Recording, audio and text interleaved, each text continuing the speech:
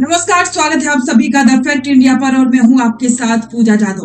Paper leak का मामला एक बार फिर से पूरे देश भर में चर्चा का विषय बन गया है। इस बार आरपीएससी नहीं बल्कि पेपर लीक का मामला जुड़ा है नीट 2026 भर्ती परीक्षा से।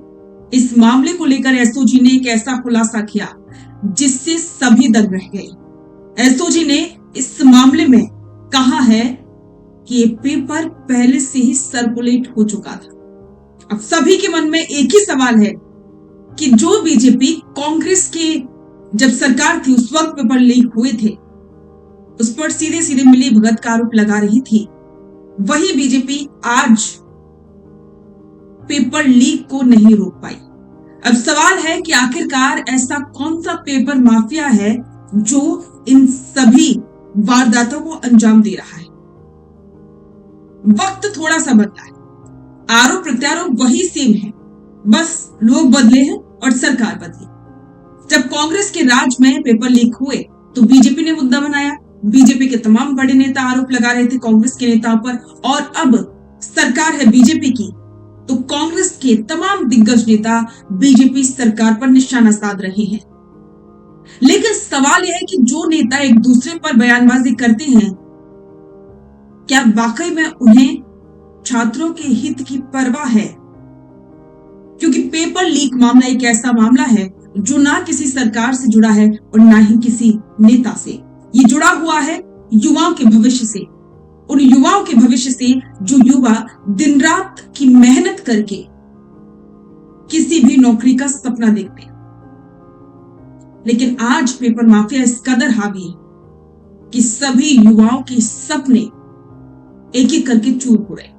इस मामले में अशोक गहलोत से लेकर के सचिन पायलट तक सभी ने बीजेपी को घेरा है। तो चलिए आपको बताते हैं कि किस किस नेता ने क्या क्या कहा है। नीट का जो एग्जाम हुआ है 3 मई को, उसको लेकर अब सवाल पहले ओएमआर का सीट का हुआ था, क्या हुआ, दबा दिया इन्होंने। इनके खुद के लोगों के नाम आ रहे थे उसके अंदर। ये यहाँ हो रहा है। अभी मैंने सुना 30-40 लोगों को इन्होंने अवैध रूप से हिरासत में ले रखा, अवैध रूप से। अरे भाई कार्रवाई करो, उन्होंने बेईमानी करी तो एफआईआर दर्ज करो, कार्रवाई करो, क्यों नहीं करते हैं? जानबूझ के कांग्रेस सरकार को बदनाम करने के, जबकि कांग्रेस ने जो नौकरियां दी थी उस वक्त में जम के हमने नौकरियों के लिए अवसर प्रदान किए थे। पेपर लीक अगर हो गया मान लो, तो हमने कार्रवाई करी पेपर इमीडिएटली, बिना देरी के हमने पेपर को ही हमने रद्द करके वापस।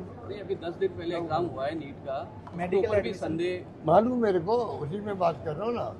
उसी में लोग पकड़े गए हैं, पकड़ लिए, बैठा दिए। एफआईआर दर्ज क्यों नहीं करते हैं? एफआईआर दर्ज करे, कार्रवाई करे और बताए कि भाई एफआईआर क्यों दर्ज करी गई, पब्लिक को बताए, छिपा क्यों रहे लोग। नीट का पेपर आउट होना राजस्थान से, ये इनके लिए शर्म की बात नहीं है क्या? ये खुद मान रहे हैं, एसओजी वाला मान रहे हैं। अब यहाँ सबसे बड़ा सवाल, क्या सिर्फ आरोप प्रत्यारोपों से उन युवाओं को न्याय मिलेगा जो दिन रात मेहनत करके पढ़ाई करते हैं? क्या वाकई में उन युवाओं का पेपर माफिया से छुटकारा मिलेगा? ये सबसे बड़ा सवाल है। और जब इतनी कार्रवाई हो रही है तब भी लगातार पेपर लीक हो रहे हैं, ये तो सबसे बड़ा सवाल। अब देखना होगा कि इसको लेकर सरकार क्या फैसला लेती है। इस पर आपके विचार कमेंट बॉक्स में साझा करें और बने रहें द फैक्ट इंडिया के साथ।